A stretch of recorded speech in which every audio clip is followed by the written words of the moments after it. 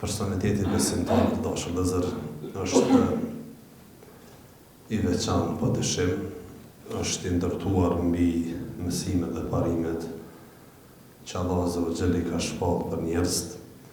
Andaj ai person dhe ai besimtar që respekton mësimet e Zotit, sigurisht se personaliteti i tij është i ekuilibruar, është i baraspeshuar dhe secilës pjesë të jetës së tij ja jep hakun.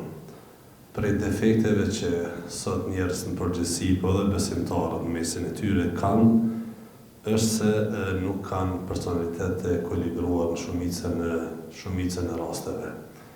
Gjeni një person që është besimtar i mirë në aspektin e ibadetit, por ka mundësi tjera ndoshta në aspektin e familjes ose në aspektin e sjelljes, moralit. Të tjerët kanë disa veçori të mira nga një anë, kurse kanë plot liga anën tjetër. Besimtari dashur vëllezër duhet me qenë ekuilibruar. Dhe secilës pjesë të jetës së tij m'ia dhon hakun.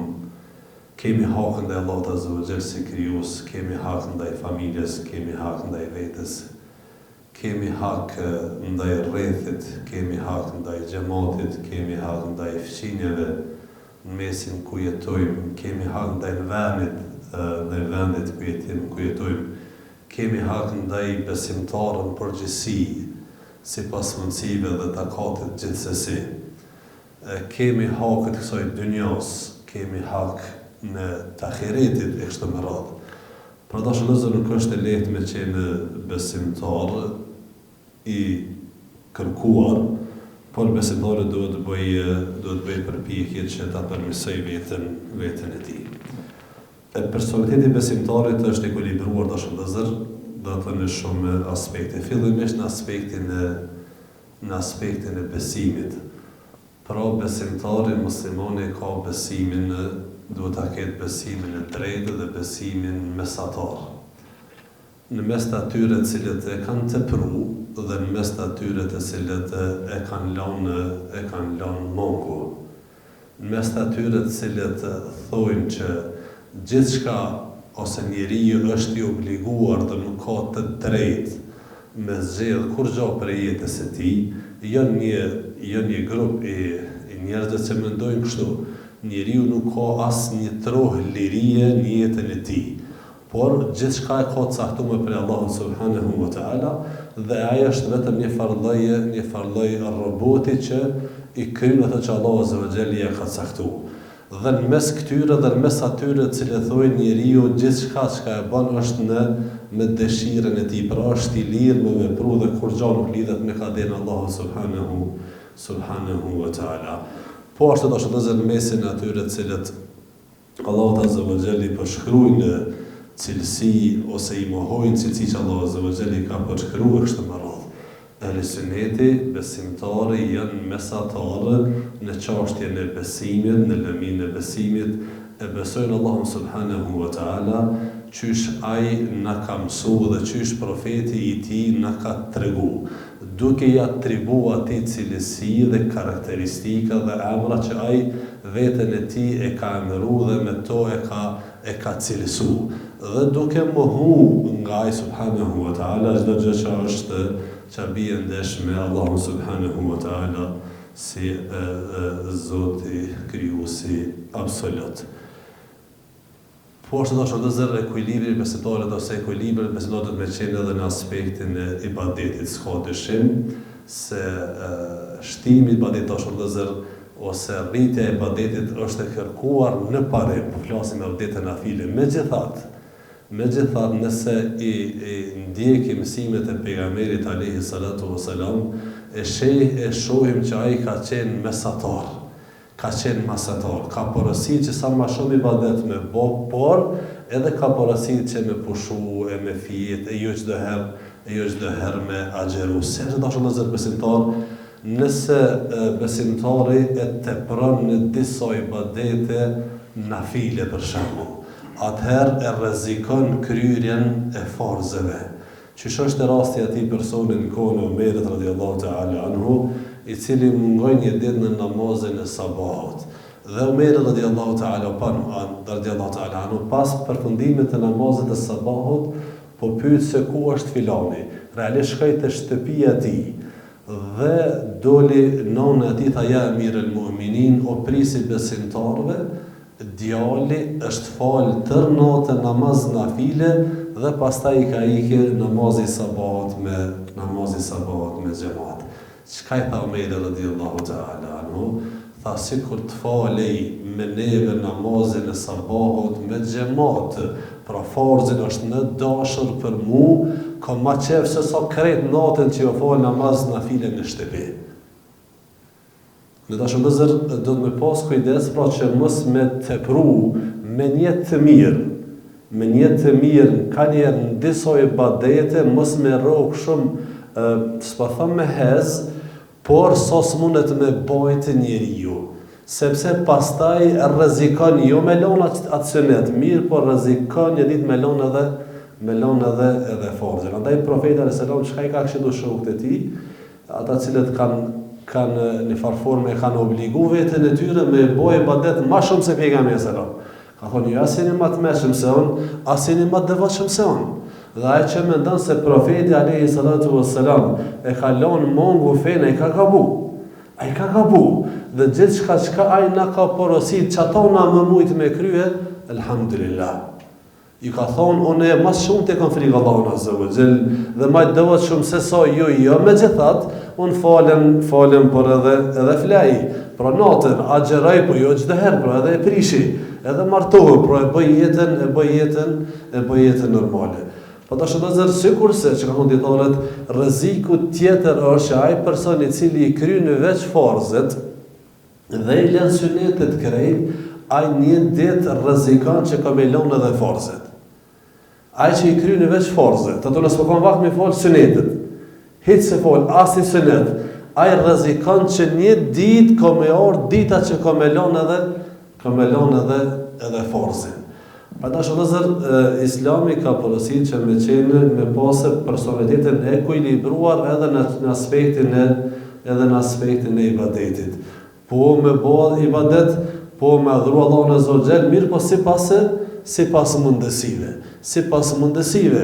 Andaj disa prej shokëve të Profetit sallallahu kanë thonë unë muja Rasulullah i ka ardhur realisht lajmi se filoni po folet dhe nuk për i kryen ndoshta detyrat që i ka ndaj familjes së tij. Andaj e ka çortu profeti alayhi salatu wasalam, duke i thënë se ti ndaj nefsit ki hak, ndaj bashkëshortes ki hak, ndaj fëmijëve ki hak, ndaj familjes ki hak, ndaj rrethit ki hak. Nuk është çështja vetë disa detyra tua që janë mirë, po obligimet janë më të gjërat. Andaj dashur vëllezër, do të më qenë pra besimtari mesatar. Mirë po që ka thonë dietarët, ka disa momente që besimtari ka një farë vullneti më të madh dhe një farë dashurie më të madhe për me bëj ibadet. Andaj e shfrytëzon. Ka mundësi që me kalimin e kohës bjen ai vullnet për me bëj ibadet, mirë po ai rikthehet prapë. Po është dashur vëllezër, duhet me qenë besimtari i ekuilibruar dhe në çështjet e dunjos dhe në të ahiretit. Allah subhanahu wa taala ka treguar për dy grupe të njerëzve. Njëri grup kërkon veç dunjon dhe s'intereson fare për ahiret. Krejt prokupimin këta njerëz, dhe këto janë shumica njerëzve, e kanë dunjon. Dhe ahireti, ose pas vdekjes së tutje, në agjendën e tyre nuk figuron kur gjë. As përmendet, as punojnë diçka mas vdekjes. Krejt jetën e tyre e harxojnë dhe këtë angazhimin e tyre kanë vetëm për vetëm për këtë dynjë. E pa dyshim është vëllezër se ky grup është shkurtpams dhe nuk e ka kuptuar drejt as ardhen e tij në këtë botë, as misionin e tij, po dhe as përfundimin e tij, sepse nuk përfundon gjithçka me këtë jetë dashur vëllezër besimtar. Nuk përfundon gjithçka me vdekje. Realisht pas vdekjes fillon një jetë krejtësisht e re, por jashtëzakonisht e rëndësishme, e pas të cilës pastaj më nuk ka përfundim. Thot Allahu subhanahu wa ta'ala kur flet për ta njerëz, فَمِنَ النَّاسِ مَن يَقُولُ رَبَّنَا آتِنَا فِي الدُّنْيَا Subhanallah وَمَا لَهُ فِي الْآخِرَةِ مِنْ خَلَقٍ. Disa njerëz thonë, o Zot, na jep këtë dynjë, veç i kaq. O Zot, na jep, na çat mira, s'ngihen kurse thonë në ahiret. Ai në ahiret nuk ka kur gjë, s'ka përgatit kur gjë, s'ka deponu kur gjë, s'ka punu kur gjë për ahiret. As namaz, as agjerim, as sadak, as haqj, as bamirësi, as kur gjë. Veç në dynjë. Ky grup dashur vëllezër besimtarë ka kuptuar keqë misionin e tij. Kurse të grupi i dytë dashur vëllezër besimtarë është ata të cilët e kanë synim ahiretin, mirë po punojnë edhe për dynjë. Realisht gjatë punës tyre për me fitu ahiretin, ata punojnë dhe bojnë mjaftueshëm edhe për dynjë. Kurse thotë wa minhum man yaqulu rabbana atina fid dunya hasanatan wa fil akhirati hasanatan wa qina adhaban nar. Kurse grupi tjetër thotë janë ata që thonë, o Zot, na jep të mirën këtë botë dhe na jep të mirën në botën tjetër. Subhanallah. Wa qina adhaban nar, dhe mbrona nga dënimi ose zjarmi i xhenemit. Dhe grup tjetër nuk ka përmend. Njëri grup thotë kërkon veç dynjon dhe ahiretin nuk e ka fare në agjendë. Dhe këtu janë shumica prej njerëzve. Edhe këtu në mesin tonë. Kurse grupi i dytë, wa minhum, dhe prej tyre janë disa cilët thonë, o Zot, na jep të mira të kësaj bote dhe të botës tjetër, alhamdulillah. Po i dona të dyja ka pak. Ato më shumë, po edhe këto o Zot, edhe këto jep na të mira, sepse edhe këto po jetojmë, edhe këtu po rritem, edhe këtu po zhvillojmë familje, por edhe këtu kemi detyra dhe obligime, edhe këto detyra nuk kryhen pa pas të mira të kësaj dynjoje.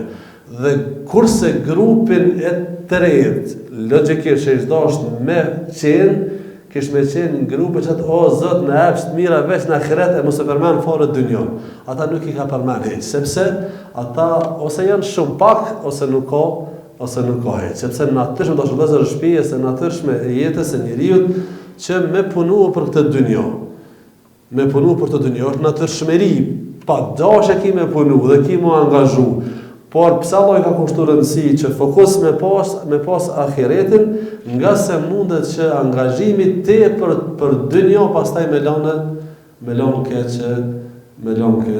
ahiretin. Allah subhanahu wa ta'ala wabtaghi fi ma ataka Allahu ad-dar al-akhirah, kërkoje pra fokusohu në atë që ta ka dhënë Allahu dar al-akhirah, ahiretin, çato ta kesh fokusin. Wala tansa nasibaka min ad-dunya, dhe mos e harro hisën tonë nga kjo dynjë. Po tash vëllezër besimtar, kjo është realisht, kjo është balanci më i mirë dhe i kërkuar i duhur, ose ekuilibri më i mirë në çështjet e dynjës dhe të ahiretit. Në fokus me pas ahiretin. Në fokus me pas ahiretin, pra gjithçka me lidhë që me fitu ahiretin. Edhe punë të dynjas që i bën njeriu mi bën në shërbim të ahiretit. Edhe puna që bën, edhe punë kur shkon, edhe shkollën kur të krysh, edhe hizmet në shtëpi nëse bën dhe bën pa dyshim, krejto me qenë në funksion të ahiretit, pra me qenë me një të mirë dhe me qenë në kryrët detyra që kemë si njerëz dhe krejto pastaj shërbejnë besimtarët që me fitu edhe ahiretin. Pra fokus me pas ahiretin dashur vëllezër dhe wala tansa nasibaka min ad-dunya, dhe mos e harro hisën tonë të kësaj bote. Subhanallahu sa bukur është prej Allah subhanahu wa ta'ala. Fokus ki ahiretin e mos e harro hisën. Pra mos e harro çka i bjen. Mos u preokupo çat shumë. Njëri çka ka mundësi me harru, diçka çka nuk e ka shumë na xhen. Çato ka mundësi me harru. Kurse harron dikush me homër bukë. Harron. Zara është me harru. Zara është me harru, sepse paqare bile ka 2-3 herë nditje. Po mund është diçka që nuk e ki fort obligative me harru. Andaj Allahu po thot, ahiretin mos e neglizho. Ahiretin mos gabo me e hub nas në çmim. Ahiretin siguroje.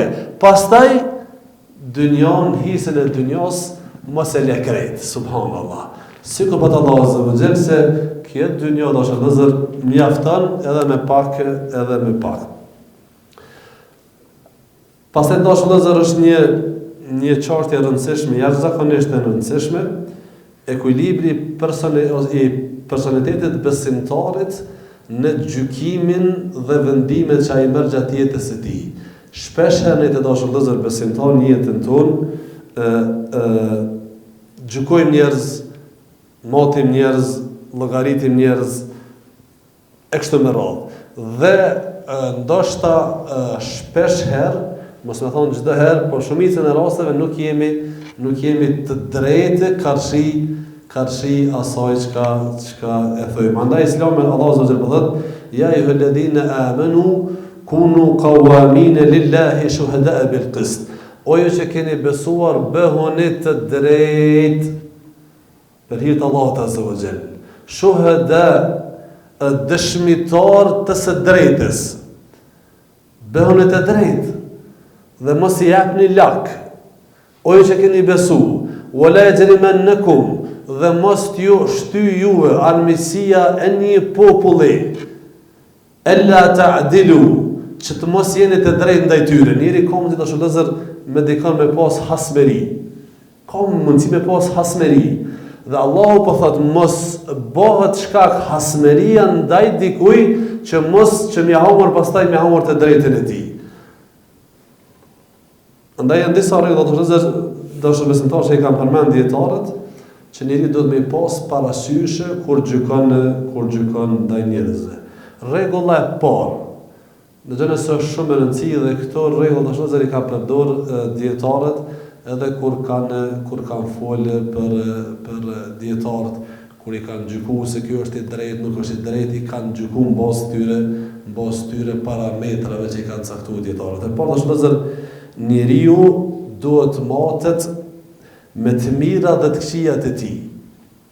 Shpesh herë, njerëz kur gjykojnë për dikon, e shiqojnë veç nga një pozicion. Veç nga një pozicion. Dhe ja përmenin veç këqijat që i ka, kurse as një fjalë për të mirat e tij. Dhe kjo nuk është drejtësi.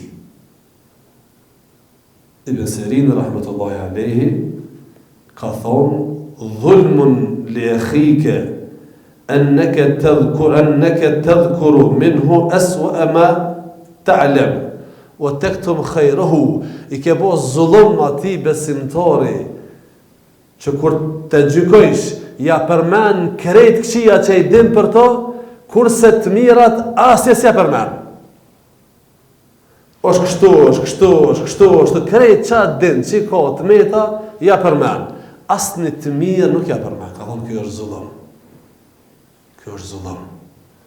Andaj, nëse kërkohet me folë për dikon dhe me gjyku dikon, atër duhet me gjyku komplet qysh është. I ka qëtu, po edhe ka qëtë behonën, nëse kërkohet, nëse është të nevojshme. Mërena mundësie besimtarët do të mi ambulu të metat. Por ndoshta kërkohet momenti që me dhonë mendimi për arsye të ndryshme. Duhet me gjyku, për shembull, firma, punëtorin, ose tash duhet me qenë i drejtë ndaj tij. Ky ka që të metë, po i ka edhe 100 tjera të mira. Por do shëllëzër me gjyku komplet me të mira dhe të këqijat e tij. Dhe sikur të vepronin kështu ne besimtarët ndaj njëri tjetrit, wallahi nuk kishim me urrejt njëri tjetrin qysh jena duke urrejcat. Nëse urrejnë një person, veç zeshet ai. Harron ndoshta që 50 vjet, 40 vjet, 60 vjet i ka bo hizmet fejs, ose i ka bo hizmet fejs kur ti si kon hiq, ti e dhon për shembull. Kurse tash ja përmend një gabim që ka mujt me bo, dikun ka e kështu me radhë. Sidoqoftë, kjo është rregulli por. Jo vetëm edhe brenda në familje, kur gjykon ose kur dojsh me marrë një vendim ndaj bashkëshortes ose ndaj fëmijëve, është mirë dashur të njëri prej xhallarëve në Medinë, një hoxha jashtëzakonisht i njohur, Allahu e rujti Rabbil Alamin, thotë ka një herë ka ndodhur ushtar ndonjë prej bashkëshortëve, gruaja për shembull ushtar dhe anku për bashkëshorten e saj. Kështu ka thënë rregull është. E kom porositë sekretarin bila në flet barqe të saj zujes, edhe ndoje për gjyst. Edhe fillo onën e djathtë të fletës, shkruja të mira që i ka burri jot. Qetë. Është bujar, është i drejtë, është punëtor, bën për shpeshum. Këto shkruj. Kur e mushi, a kimo që do pëm kujtohen. Shkruj tash onën tjetër do behone që i paska. 1, 2, 3, 4, s'po dalin ma shumë. Atë këshyre zoj, vetë gjykoje tash. Vetë gjykoja. Në tash vëllezër, kjo është shumë e rëndësi kjo rregull me apliku njerëztë kur dojnë me gjyku dikon që me gjyku me të mirat dhe të këqijat e tij. Çashtu dorën zemër motet pastaj. Ja qet mirat në nënon të peshores dhe ja qet këqijat knena. Kurse të mirat hiq, e vetë këqijat ne sigurisht se ka me shkue, ka me peshu gabim. Po është është një rregull e rëndësishme që ka është kur të kontest gjatë kur gjykojmë të tjerët, është që me vërtetu lajmet. Ka orë një lajm për dikon që filoni pas ka thonë qishtu, pas ka boshë vërtetoje nga se është koha kur njerëzit e kanë humbë këtë rregull të madhe dhe po përhapin më të madhe lajme të vërteta, të pavërteta, gjykime, paragjykime, pa thonë heqe kështë me radhë. Vërtetoje. A ka mundësi e ka thonë vërtetimi i lajmit dhe me njoftë rrethonat, subhanallahu, sa është rëndësishme kjo. Me ditë rrethonën, nëse e ka thonë filoni që të fjallë, para se me gjykuti se a ka gabu, a sa gabu, po thënë djetarët fillimisht, vërtetoja e ka thonë e dyta, mundohu me i ditë rrethonat pse e ka thonë. Nështë s'ka pas qare për e thonë. Nështë e ka thonë që të fjallë që për qatë moment nuk ka mujt tjetër fjallë me thonë, ose ka qeni detyruar ose kështë me radhë. Njohja rrethonat e dashur në zërbesimtar, është shumë e rëndësi. Është shumë e rëndësi. Ka mundësi njeriu të thënë ndonjë fjalë që në kushte normale është mëkat i madh. Runa zot mund njëri me qitë edhe prej fesë. Po ka mundësi, ka rrethona të caktuara që detyrohet me thonë ndonjë shprehje, ose është i detyruar, ose për ndonjë qëllim që ai e din tjetër, dhe ka pastaj nuk gjykohet me të njëjtën gjykim. Andaj kjo është shumë e rëndësishme dashur, rregulli i dytë që edhe me vërtetu e ka thonë dhe me njoftë rrethonat pse filoni ka thonë çështo. Pse filon hoxha po thotë çështo. Me ditë cilat kanë qenë rrethonat kur e ka thonë filon fjalën. Subhanallahu. Ai që kjo është rregull tjetër. Ati që të mirat i amujnë ndaj të këqijave të ti, ato të mirat i afshin të këqijat. Andaj ka të shëndëzër ndonjë emet, ndonjë hoxhe në mesin e një oqeanit të mira që i ka. Nuk përmenet bre. Një oqean të mira angazhim pun ka bo.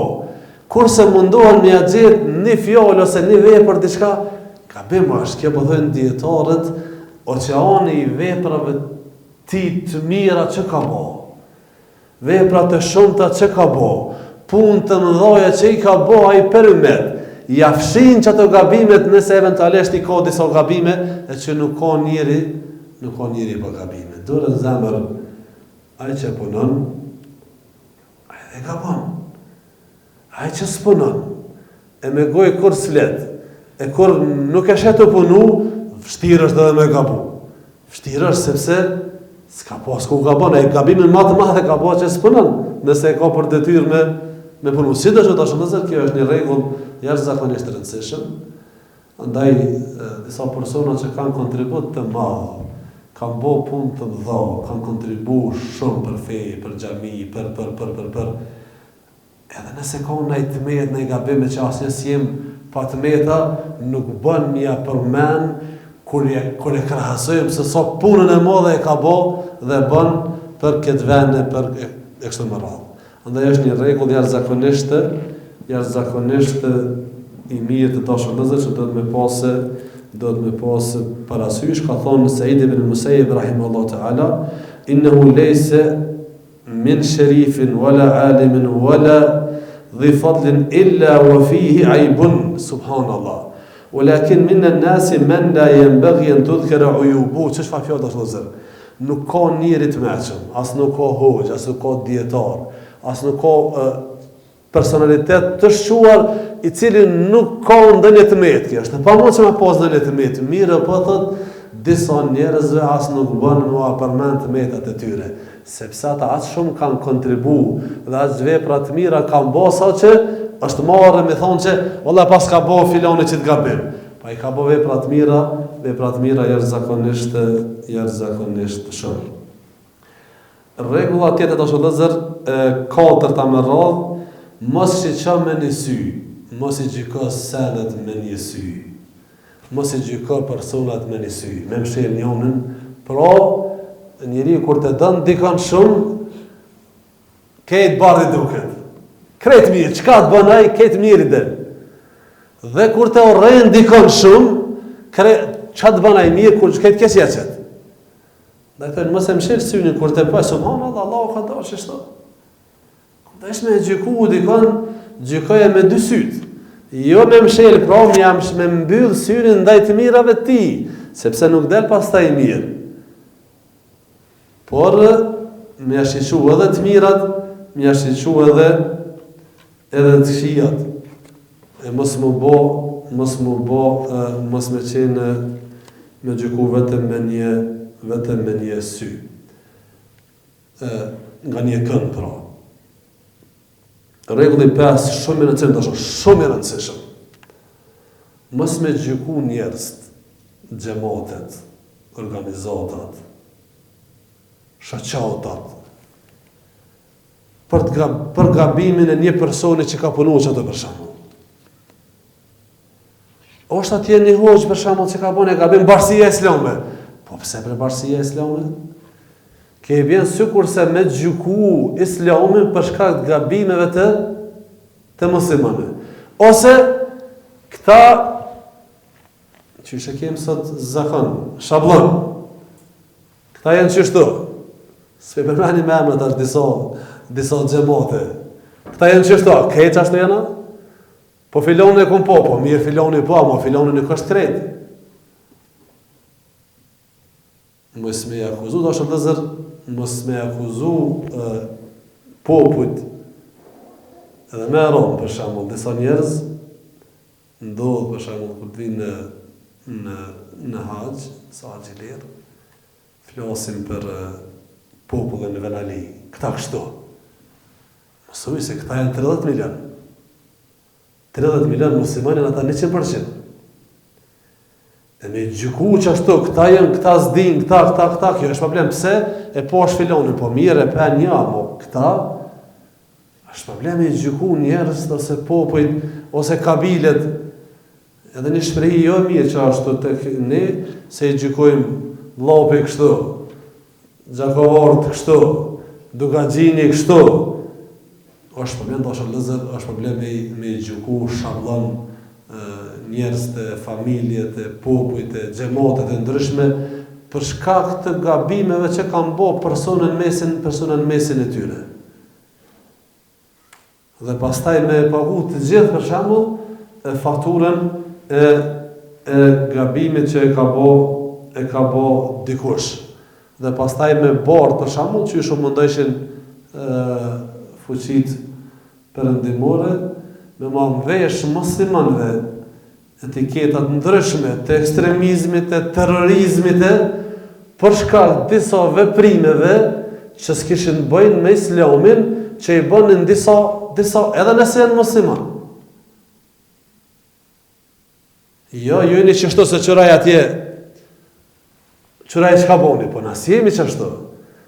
Sepse islami gjykohet në bazë mësimeve të ti, Kuranit dhe Sunetit, dhe profetit ti, e jo disa gabime eventuale që mund t'i bojnë musliman.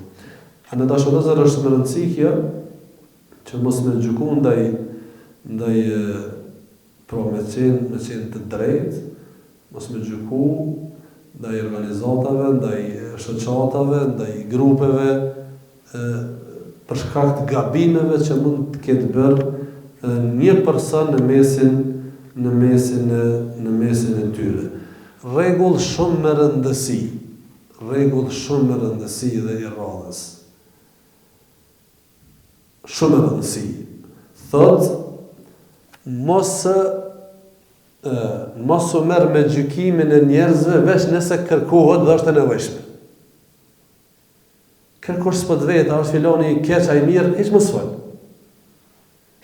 Se dikush e ka smuj. E ka smuj me thonë s'ban filoni. As nuk është në rëndësisë, as po na intereson me ditë mendimin, as nuk po lypet mendimi i tij, as nuk jena të fol, po veç smuj e ka. Ruje gjuhën, se është përgjësi. Nuk kemu llogarit nëse s'ke fol, veç nëse është kërku prej teje. Kurse kemu llogarit nëse ke fol, e sidomos nëse ke fol pa vend, e sidomos nëse ke lëndu dikon. Rregull, mos fol, mos gjyko të tjerët veç nëse kërkohet. Çikaç? Dhe në pashë mundësi, jepja dikujna, thujë Allah që e filon, unë e zdi, vallahin ma mirë është. Sahabët e dashur dhe zërbesimtar.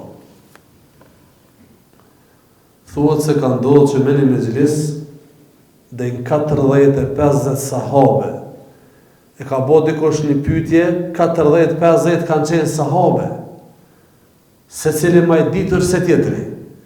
Por kër e ka po që filoni është mexhlis, ka thonë ja dhe këllet përgjigjet. Ky ka thonë jo, mëre qyshu në me full, Othmani këto në me full, Omeri këto në me full, Omeri Bubekri këto në me full, dhe s'kam pranu, është sjell pyetja në 50 vete dhe s'kam pranu me full.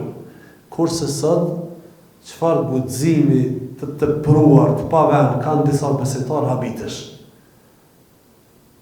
Duke nxitu me dhonë mendimin e vetë për çështje të mëdha.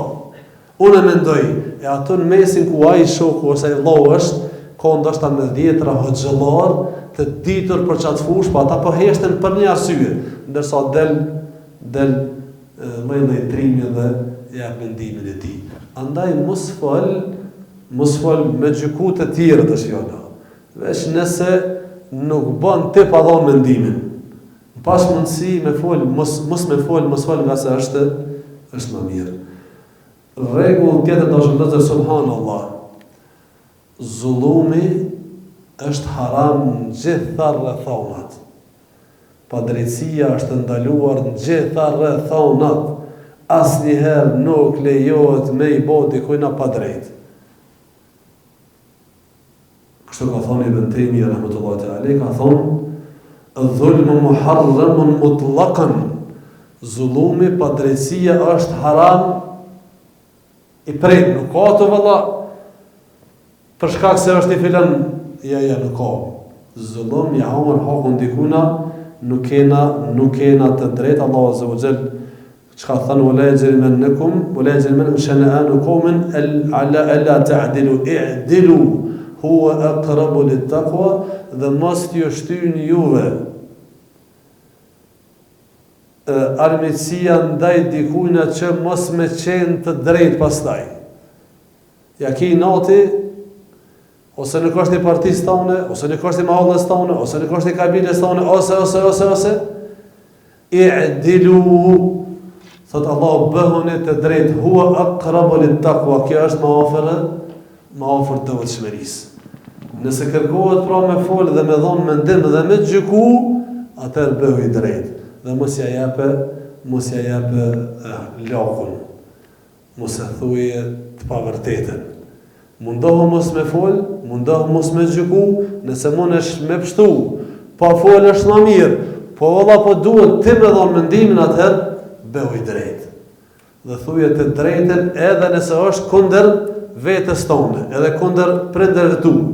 Nuk ka këtë drejtësia, besimtari është lëzër, duhet me qenë dhe është i drejtë. Rregulli i fundit me shtirë rregull është zakonisht të rëndësishme, subhanallahu që do të me pas ky rregull është i buron nga një hadith që ka thonë profeti alayhis salam, ahbib habibaka hawna ma. Kur të dojsh dikon, duje me mos. Mos u shkri mas ti. Mos u shkri mas ti, se jeta është e gatë. Nuk dihet çka ndodh, ndoshta nesër s'len gjoba thonë ndaj ti. Me mos. Shok me mos. Jaran me mos. Pra ka disa gjona që janë tuat, sekretet tuat personale, mos ja zbulon. Ani pse e don, ani pse je i sinqert, nuk është patjetër. Duje me mos, sepse pastaj po ndodhin probleme. E don dikon, e don, ja qet zemrën. Halo se ke njohur më jaron e mirë, ka dole. Nesër pastaj, valla fillon të ku kallëzua, po ke kallëzua, po profeti po thot, kur të duhesh dikon, duje me mos. Po edhe kur të urrejsh dikon, urreje me mos. Dikush nëse prishet me dikon, nuk le gjopa i thonë. Pra si len më veti derë, hiç më kthyti ai person. E kjo është gabim. Je prish, ka mundësi më prish, ka mundësi me ndodh ndonjë problem, por mos të shkaktor që mos me lënë gjatë zezë pa i thonë. Sepse pastaj nëse nesër nreshni, qysh i del përpara, për shembull. Qysh i del përpara? Ndaj, kur të don dikon duje me një mos saktume. Mos u shkri shumë as ti, po edhe kur të urrejnë dikon, urreje me mos. Pra, mos le gjatë zezë që shtojnë të na pa thonë ndaj ti, sepse nuk dihet nesër qysh mundin me ndryshu gjonat. Dhe ndoshta ai që e ke urrejt shumë, janë rrethona që e ke bo shok, e ke bo mik, o ke bo xhamat, e ke bo kështu me radhë. E pastaj do të me lënë derë veti. Dhe subhanallahu taala është një, po do ta plotësojmë inshallah taala javën e ardhshme. Domethënë ekuilibri besimtarit, kjo është pika e radhës, ekuilibri besimtarit në çështjet halal çka janë. Do të me qenë i ekuilibruar, halal po do të me pas me mos.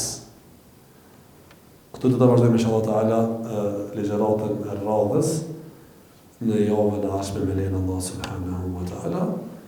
Allahu i nderoj të shpërblet. Assalamu alaikum wa rahmatullahi wa barakatuh.